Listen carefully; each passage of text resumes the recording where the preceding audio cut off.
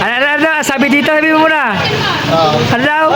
Sabi dito, ang isang oras daw na kukonsumo niya ay 85 pieces ng electron. Okay, ito na yun. Okay. Tapos sabi dito sa tanong, how much would it take for the workers to spend if the project lasts for 8 hours? Ah. So, ang isang kilo daw ay 129 pesos. Yes. Isang kilo, 129. Tapos, teka lang, nandito na ako.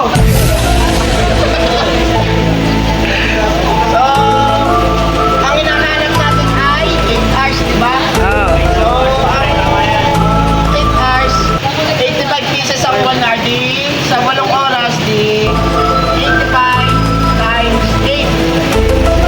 Oh. 85 times 8 ay 680. Yes, absolutely. Tama. 680.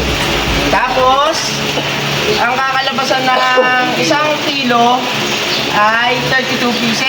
32 pieces. Yan. So, mangyayari, i-divide natin itong 680.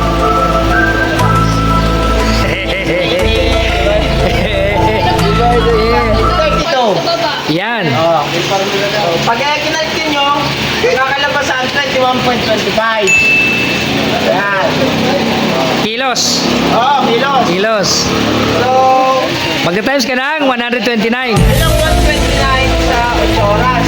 Ang kakalabasan ay ang 8 hours equals to 741. 741.25. Absolutely. Tama. Bigyan